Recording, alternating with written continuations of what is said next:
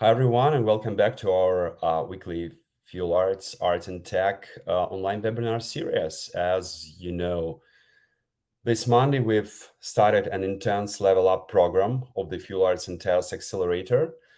So, after a comprehensive analysis and face-to-face interviews, we chose the 10 startups that develop and empower the vibrant art tech market powered by Tezos.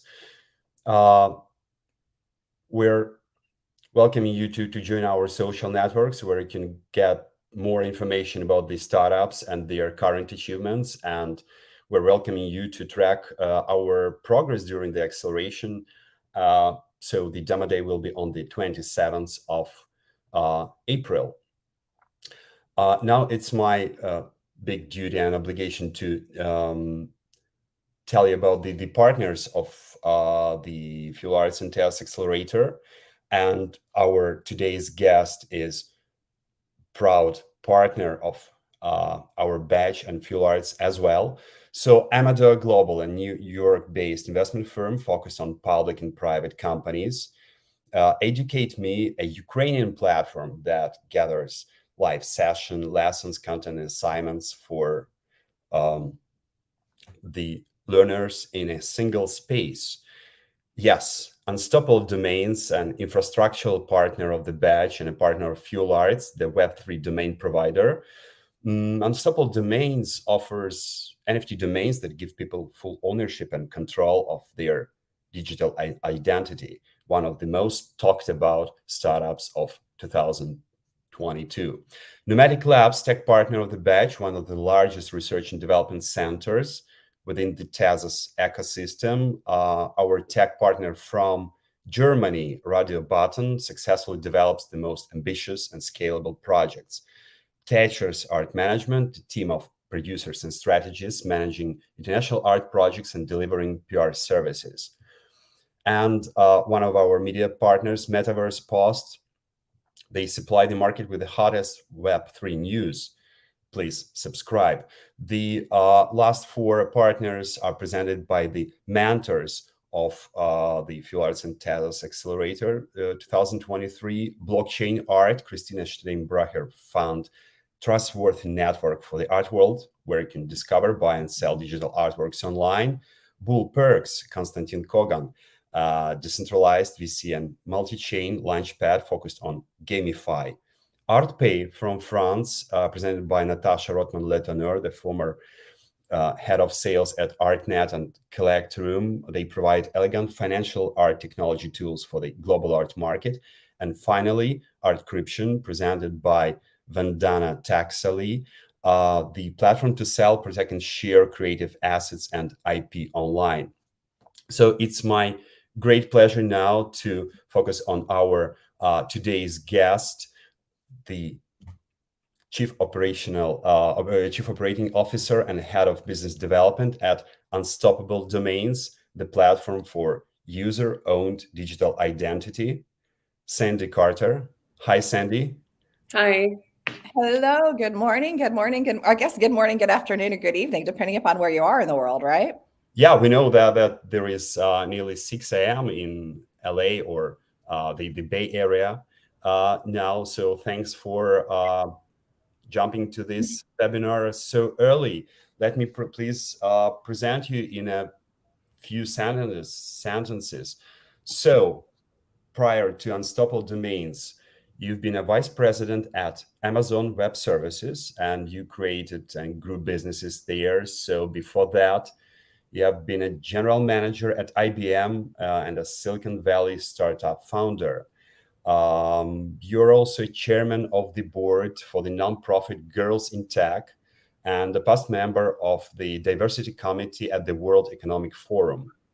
We also know, Sandy, that you won numerous awards, including Top 100 Global Thought Leader by Awards magazine, and you're also included into the list of top most powerful women in tech by CNN. Amazing. Thank you so much. Amazing. That's what we should say. No, I mean, amazing that you knew all that. So thank you so much. But this is such a big honor we're definitely going to add this to our list. So thank you. Thanks for recognizing Unstoppable for sure. Thank you. So, just to be sure that everyone remembers us, my name is Denis Bilkevich, and I'm the co-founder and general partner of Fuelarts, and my today's co-host, as always, Sonia Stubblebine, project manager of Fuelarts. So let's move on to talk about one of the most talked about startups of 2022. We're actually every time we're starting with the story behind the whatever project, real business or a startup. So Sandy, could you please tell us the story behind Unstoppable Domains? How was the company launched?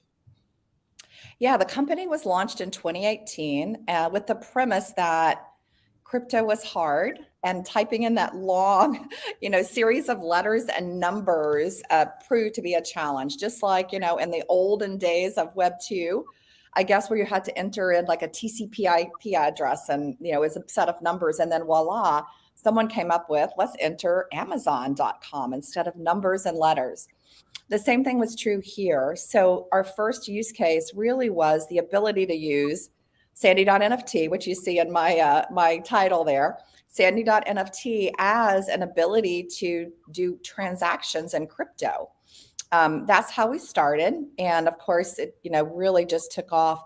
Since that time, we've been adding in utility and integrations today. In fact, yesterday we just announced we have 750 integrations. Dennis, when I started a little over a year ago, we had 41 integrations. 41 to 750. It's pretty amazing. And what do those integrations do? Now, instead of just having utility of being able to transact in crypto, now you have an entire digital identity. You can store all your data and you own that data. You can do encrypted email. You can do decentralized websites. There's so many use cases in gaming and metaverses. You can have your avatar come in. It's just grown so very much. And we were really thrilled that last year we became this year we became, no, last year, sorry. We became a unicorn, which, as you know, working with startups, that only happens to about 2% of startups. So we are now a unicorn, and we are on our way to providing great value to our users and to our partners. Sounds incredible. And we would also love to know more, what exact services do you offer right now in Unstoppable Domains? So I have to answer that question in two parts. So the first part is for consumers. So consumers today can go out and obtain their digital identity. That's really our North Star, is to get every person on the planet with their digital identity. Because what that does is that puts ownership back in their rights. In fact, I was just at Davos earlier this year in January, and we talked about digital identity being another human right, that you should own your own data. No one else should own that data about you. So a consumer or a user could go out there and purchase a domain, which is your digital identity, load it up with everything. It kind of becomes your LinkedIn page for Web3 because you have all your data there. And, then if you're really looking at it, you can now use that in order to log into over 400 different applications, use it to reconcile or resolve your crypto address in 165 wallets. So do email, do all those things. From a partner perspective, because we really view ourselves as almost a B2B2C company, from a partner perspective, you have the ability to integrate such products as login, which gives you the ability in your application to log in. Also a partner API, which gives you the ability as a partner to also sell or distribute those digital identities to your customers, which is, very, very powerful, we believe. And to really make sure that you are in the top creation of community. So for example, we partnered with blockchain.com. Everybody knows blockchain. Lane has been just a terrific partner. And one of the things we did with them is, as a partner, we released a TLD, a top level domain just for blockchain. So you can now get a .blockchain as your digital identity, and that enables lane and blockchain to create this community, right? Now, anybody who uses .blockchain knows they're part of that community. We've also done that with partners like Clever and High. We also did a credit card with High, which enables their customers now to get a credit card with their domain on it. So I could get sandy.nft on my credit card. Anyway, it's really cool. So we really have different offerings for consumers as well as for businesses. Sounds incredible. And also, if we talk about consumers, how would you describe your type of consumers? So who are these people who are using right now, for example, 2022 and 2023, who are using Unstoppable Domains? Yeah, well, so of course we have what we call our whales. If you're not familiar with that term, those are people who really invest a lot. And so they are crypto fanatics, I would say. They love the Web3 space, and they are, really investing and betting on Web3 and what's to come in that whole space. Then, though, because we offer a credit card option on our site, we do have a lot of people who I would consider Web 2 savvy, but they've heard about what we're doing and they want to be a part of it. And so they're really buying because they see the trend coming, that they know that Web3 will eventually come, and they want to make sure that their digital identity is protected. And then I would say there are gamers, the gamers, and the Metaverse. So since we just announced a partnership with Ready Player Me, now your avatar is also connected in. So when you log into a Metaverse that is a Ready Player Me avatar, you can carry that Metaverse with you. And so that's a different type of user, right? The gamers and the Metaverse people, they're different users in a positive sense, because they have different needs and different wants as well. So those are just some of the types of people, like the Web3, I would call them Web3 maxis, the Web 2, I know it's coming, Web 3 users, and then I've been here forever. I'm a gamer, we've been doing this forever, and we're Metaverse, and but we know we want that digital identity to go around.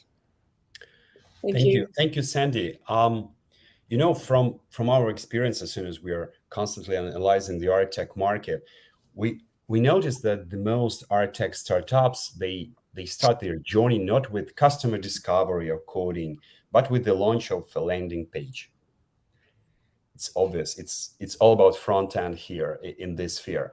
Thus, the domain name for them is the starting point. So could you please describe their user journey when they first land on your page? So where should they start from? So when a user comes in and lands on our Unstoppable domain page. Yeah. So I think, for me, the first thing that you'll notice is you'll see on the right-hand side, I guess if you're looking at your screen, you'll see some profile pictures. And so the first thing you're going to look at is, what visually your digital card could look at. And the reason I say that is it's really a nice visualization, something that you can use when you're at a conference, especially now post-COVID where no one's giving out real cards. It just kind of gives you a vision of where you want to go. Then what most people do is they start searching for their domain or their digital identity. And because it is going to stay with them probably for life, you own it, right? You're not renting it. You're not subscribing to it. You own it. And that's really important because all the data about you is going to be inside of that digital identity. So you don't want to, one day forget that you forgot to, subscribe again or something like that, and all your data, be lost. So most people then will start searching. Usually they'll start searching for their name. Like for me, it's Sandy, or they'll start searching for something that's of interest to them, right? Their nickname, or I usually wear pink. I'm wearing red today, but maybe something with pink. We just added in what I think is a really cool feature, which is something called AI search. And what we did was we embedded ChatGPT in the search line. So instead, like, let's say you don't want to search for your name and you're like, wow, I don't want just pink. I want some combination. Like I want Sandy and tech and emerging and give me some great names like that. Well, you can now use that search bar to go in there and leverage AI to come up with a really cool, creative name that maybe you would never, ever, ever have thought of. And we think that that's really fun and cool, and something that most people are pretty interested in looking at. So once you get through that, then what you do is you hopefully would then purchase, and you purchase just like you would on any e-commerce platform. You go in and you say, I want to make a purchase. But what's a little different about our Web3 application is we let you then check out. You can check out with a credit card, with PayPal, with crypto. So you have lots of different choices depending, again, on which type of user you are. You're able to check out in that way. Once you check out, there is an automatic mint. And what that means is minting, if you don't know, is really about placing your ownership of that domain or of that digital identity on the blockchain. And so there's an automatic mint that happens. And then, of course, I could go on because then you get to manage it. So that's where you build up your profile, and you can add pictures and you can attach NFTs. We now have the ability to put your tickets. I don't know about you guys, but when I was young, I used to go to concerts and I would save the paper ticket. Did you guys do that? Yeah. I have a whole basket of those paper tickets, right, that I never look at, but I'm glad they're in that basket. Well, now you can have a digital ticket sit in there that shows you all your concerts or your fashion shows, or, in real life. And like the Super Bowl here in the US was just this Sunday, and they gave out an NFT as a ticket. So that ticket, if you went to the Super Bowl, now shows up in your profile page as well. So anyway, there's just, as you manage it, you can look at all of that. The really important thing about management, though, is about your data. So because you own your data now, you get to decide who you want to share it with, how much data you want to share, how you want to share it, and how long you want to share it. So you could in that profile, you could say, you know what, I want to share my email address to anybody. Hopefully not, but you might. Or I want to share my social media followers to everybody, or my NFT, or my whatever it is. Or you can say, never share this, or only share this for these 3 applications. So I love that, because instead of the world we live in today, where you honestly, even with GDPR in Europe, you really don't get to, say all your data, like how is it being used? In this world, you do. And it's, I think, a very powerful thing. Thank you. That sounded very inspiring for the newcomers to your platform. Absolutely. Also, Dennis and I have been reading about like how Unstoppable Domains have been doing in 2022. And as we heard, the company have raised like 65 million. And like during the bear market is especially impressive. So I wanted to ask you, what do you think, what are the factors that actually helped the company to raise these funds in 2022? Well, I would say a couple things. And one is our utility. Utility is greater than hype. So you can, talk about everything you do, or talk about all the value that you have and how it's Web3, Metaverse, and AI. I think today, if you say those 3 words, you almost get like check, check, check. But in the end game, you have to provide value for your user. So you may be a winner in the short term, but without that value for the user, without that utility for the user in the long term, it doesn't matter. And you guys know this, right? This is why you guys are so successful. And so I think that's one of the big reasons, we came in and we started integrating so very many, applications as we went. I think the second thing that really caught everyone's imagination is the fact that people are now the center of the metaverse. People are the center of Web3. And in the digital world, how do you represent a person? It's through your digital identity. And so, just like, I just went to CES, I went to Davos, people recognize me, right? They see me, they're like, oh, that's Sandy, right? I know her face. The same thing is starting to happen in the metaverse. Whereas before it was really cool, you're in 7 different metaverses, you have a different avatar, you look different. Now, not so much. You want to build up your reputation, just like you do in real life. And what's at the center of that is digital identity. So I think the functionality of digital identity was also viewed as being a very powerful element of that. And then third, which I think applies to everybody, is a little bit of luck. Our timing was really well timed. We weren't at the onslaught of the bear market. We were still in a little bit of bull market, starting of the bear market. So I think almost every startup I talk to has done really well. They always talk about you need a little bit of luck too. So we had a little bit of luck with us as well. Thank you for being frank with us and disclosing this information. Let us dive deeper into your investment experience. Could you please, from the official open sources like PitchBook and Crunchbase, we actually everyone can see that Unstoppable Domains had 3 investment rounds back in 2019, 2020, and the latest one, but not the least, 2022. So could you please compare those 3 investment rounds and find similarities and differences? So just to be honest, I wasn't here in the first 2. I just came in at the end of 2021. So I'm doing on, what people told me. I trust those people, but I just want to make sure that you know that I'm not claiming that I was here during that time.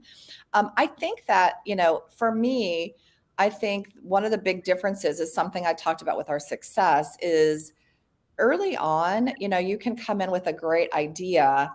And you do have a little bit of hype with you, right? Because you're selling into a brand new market and crypto was like going to take over the world. So I think early on, you didn't have to show as much utility. And that really changed in 2022. Utility, number of users, number of use cases really won the day. I think that was one of the really big differences between the 2 rounds. I would also say, as you raise more and more money, people are looking more and more at a set of metrics. Whereas early on, people might be looking for how many users you have, right? I mean, this is pretty typical if you read any startup book.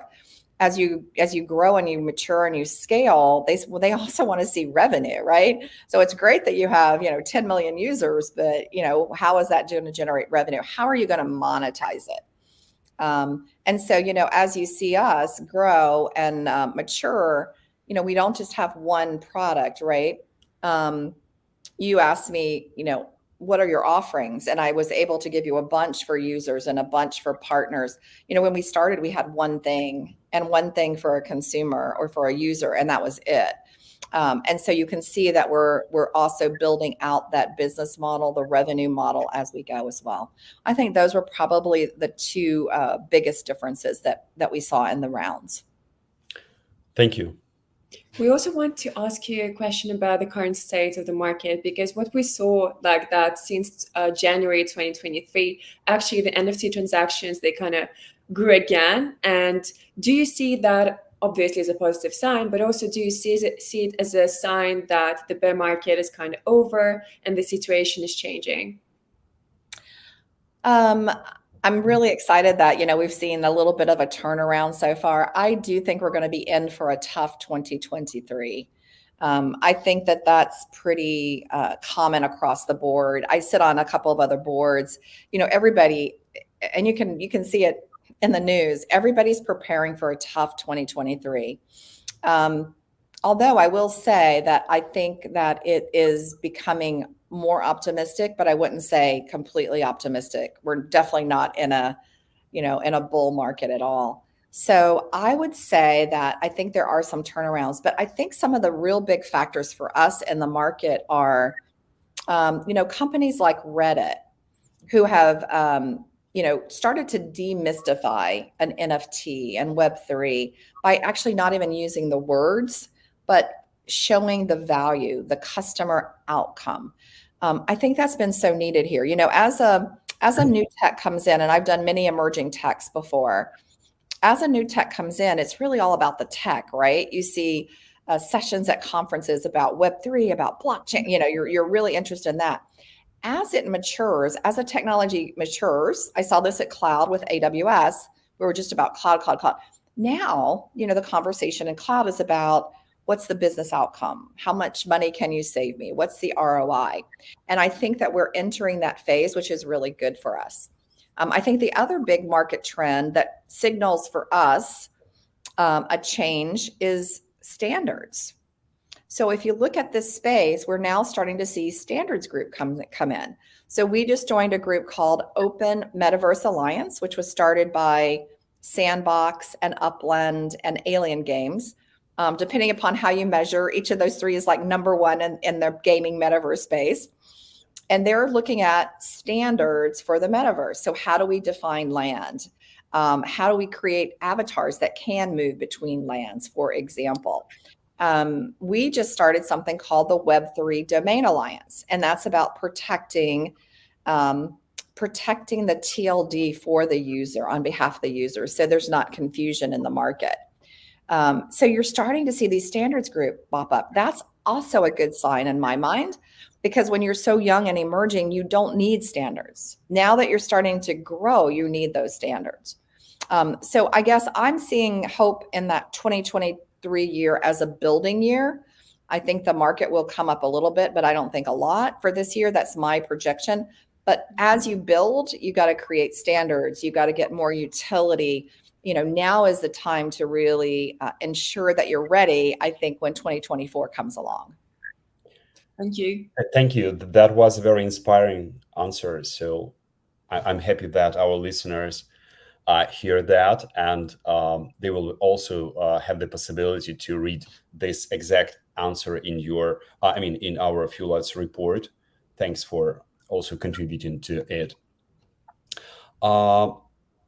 Sandy, our question is, so you've described the Web3 ecosystem, perspectives, but what does the Web3 ecosystem lack today in terms of ideas, technologies, initiatives, entrepreneurs?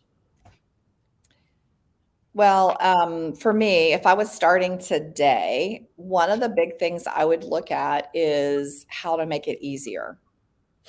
And I know that sounds broad, but it's really true. It's very hard. I'll give you an example. I was teaching a class. I'm an adjunct professor, and that generation gets it. It took me like 20 minutes to teach them how to set up a wallet, how to go to an exchange. All that stuff was very natural for them. But I did a session for a group of the top 100 chief digital officers. Now think about that. This is chief digital officer, major corporations. So they're technically savvy. They're smart. Otherwise, they wouldn't be where they are. It took me 20 minutes for the college students, 2.5 hours for the chief digital officers. It's not because they're not intelligent. It's hard. And every time I go back through that class, I'm like, wow, I keep forgetting how hard this is. So, as an entrepreneur today, I would say, create a wallet that's super easy. Take a page out of Reddit's book, look at doing this without using all the jargon. Like, how would a Web 2 user use it? Not like a diehard Web 3 user use it. How can you make the user interface easier? We were joking at Davos. We had a group of us sitting around chatting, and our vote for this space was we should go and hire away a bunch of Apple engineers who know user interface, who know how to make things super easy, and we should just bring them over, and it would just accelerate the space forever. So that's my number one, is user interface. Like, anything that can make the space easier for me is a big one. The second one for me is education. There is so many people come to me and say, I just want to know what Web3 is. I want to know what the metaverse is. Can you walk me through it? We actually started a group called Unstoppable Women of Web3 and the Metaverse with that mission in mind, just about education. We've grown to 49,000 women in less than a year, and we've got 195 companies who have joined that, because education in the space is so important. I think that's really, really something that's powerful that we need to look at. And then, I think the last thing to me is, and it's generic, but I'll just say it. We need a chat GPT moment for Web3 and the metaverse. I don't know what that chat GPT moment is, but blockchain's been around. I started using blockchain when I was at Amazon. So it's been around for a while, right? Just like AI had. Like I actually ran one of our AI divisions at IBM. So, and now there's a moment for AI, right? Now Chat GPT has opened up everybody's eyes, investments going crazy. So I think we need that killer app moment for this space. Again, I can't advise as a startup what that would be, but that's the moment that we need that's just going to cause the whole space to explode. Does that make sense? Oh, absolutely. Okay. Absolutely. Thank you again.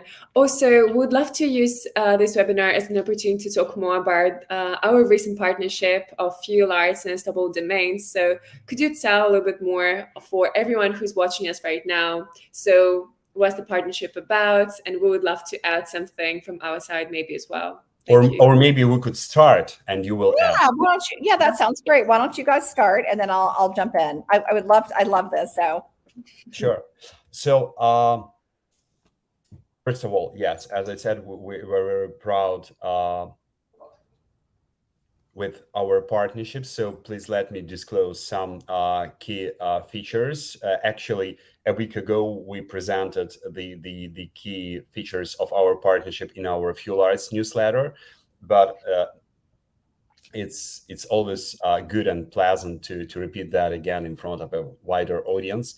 So starting from the Fuelarts and Tezos Acceleration Program 2023, for the startups participating in this program, Unstoppable Domains offers a bunch of privileges, including trademark domain names, tech infrastructure, and grants, both in cash and domain credits. Also, we're looking forward to have a specialized workshop on Web3 digital identity and integration types for our students. This workshop will be provided by the officials of Unstoppable Domains as part of the course.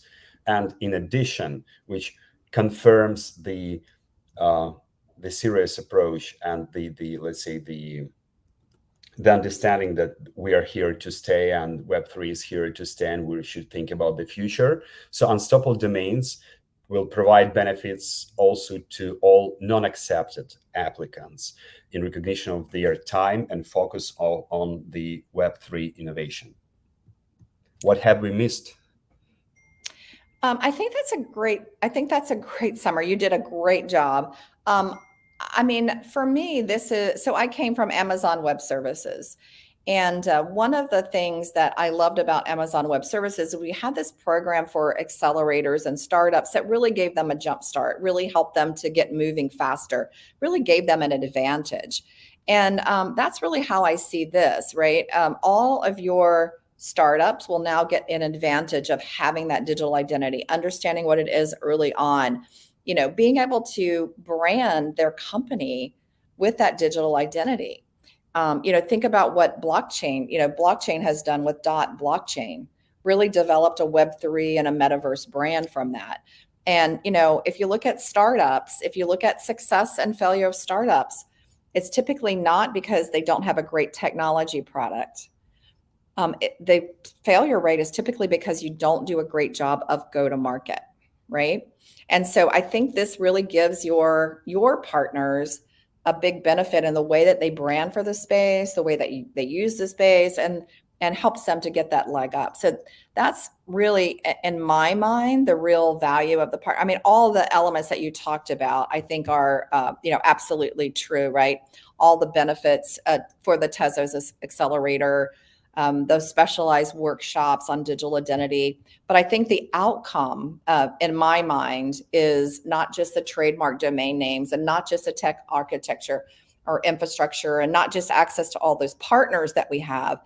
But in my mind, it's the ability to get a jump start on the way that you also can be taken into market with us and then also creating your own brand.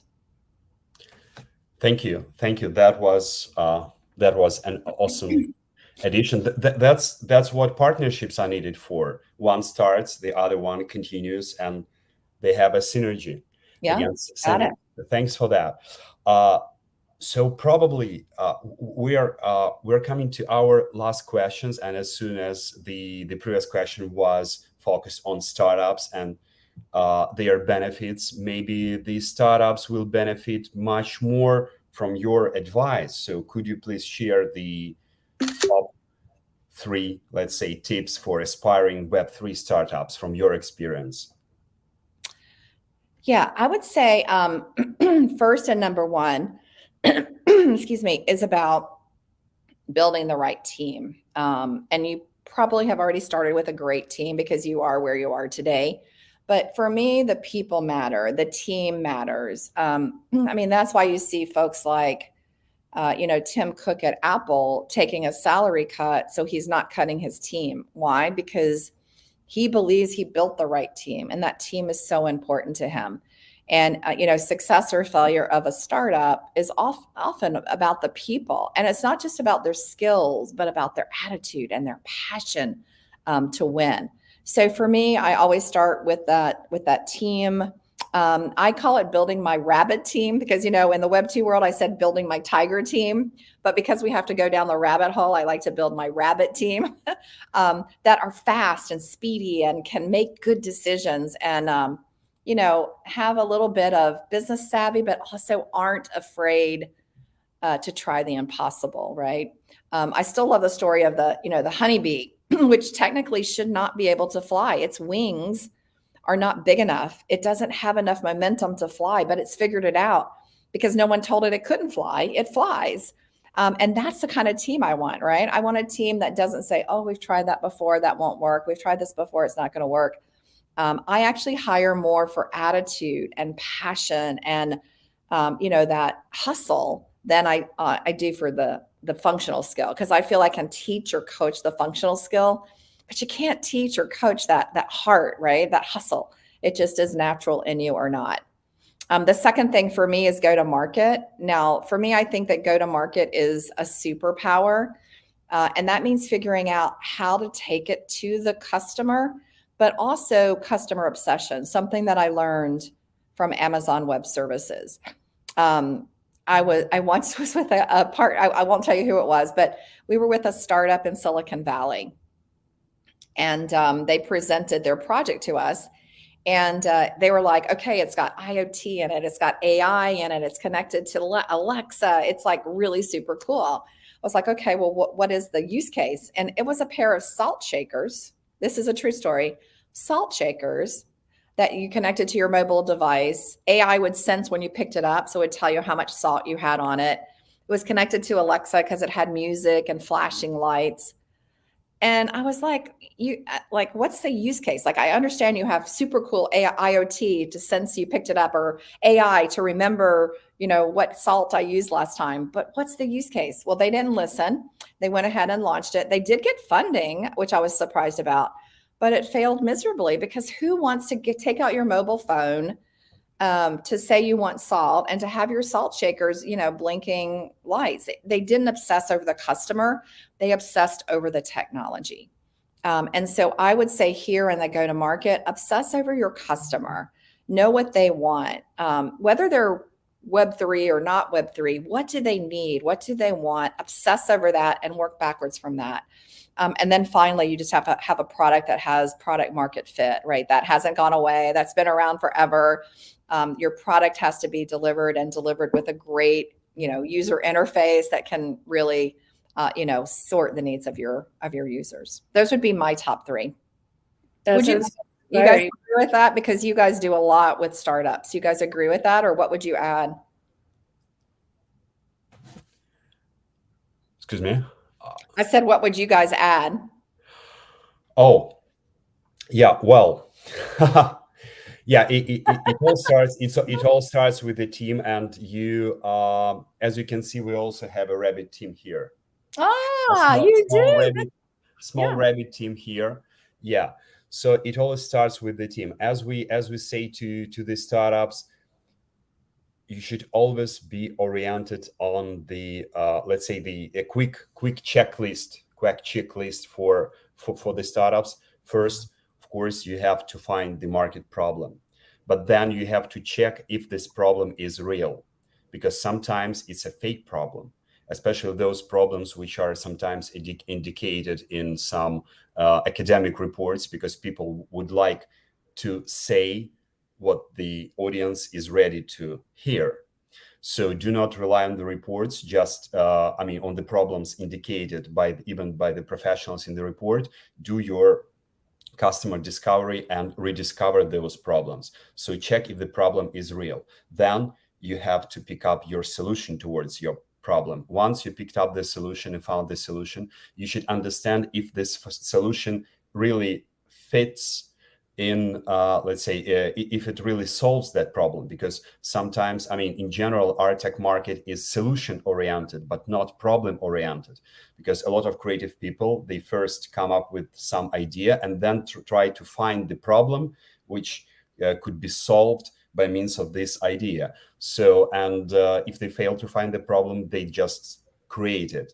Yeah, but unless you are a big brand, unless you are an Amazon, you can't Amazon or Google or Unstoppable Domains as a strategy. So you can't create demand, you can't create the problem, you can't create need. So, and then when you found the solution and check if the solution really fits, it really solves that problem, you come up to create the decision on that solution. Your tech product. And once again, you have to check if this decision really is what people need to solve this particular product. So and also just to be quick, we have a long list, but of course, the main thing for the founder is to have the ability to have two abilities: to say no and to hear no. It leads in the psychological field. Like you have to, you please be prepared to hear at least 10 no's a day from investors, from your possible partners, from everyone. So you have to be psychologically stable to hear no and to move forward. And also you have to say no to yourself, to your again, partners, to those who want to fool you, to those who's let's say who wants to do, who will not give you profit. You have just to cut the edges to move forward. So yeah, to say no and to hear no. But thanks for your back question, Sandy. Yeah, I love that. I think it's really important as a startup to think through that. And, not even just you get wrapped up, there's so many things going on, you get so busy. I think to pause and rethink about that, maybe even every month, I think is really valuable so that you don't get lost in something that drew you away, right? That you stay focused. So those were very helpful. Thank you. Yeah, thank you. Also, thank you for this webinar. It was really tremendous. We have a lot of great comments. So yes, please visit the unstoppabledomains.com. Wow, yeah, we fully agree. It's wow. So to not only to pick up your digital identity, but to develop yourself as a personality and as a real Web3 market player. Yeah, very well said. Yeah, I think I would love to just leave everybody with everybody should own their digital identity. So make sure you get that early. Make sure you think about how you want to set it up, what your brand looks like in Web3. And if anybody's out there a partner and they think they have some great utility, we are always looking for more great partners. So, just reach out to us and we would love to partner with you. Our goal is to be the most beloved partner in the Web3 industry. Sounds great. Thank you again today, and thank you for coming. It's been an honor to have you as a guest speaker today, and I think it's been incredibly valuable for all our audience today. Thank you so much. Thank you, guys. Welcome to the Web3 industry through Unstoppable Domains. That's the starting point, which will accompany you throughout your Web3 life. Yeah, and thank you. Thanks so much for your partnership too. Partnerships, I think, are very important in this space, with the Web3 ethos being community and partnership. So thank you to Fuelarts as well. Thank you, Sandy. And everyone, see you in a week. See you. Bye.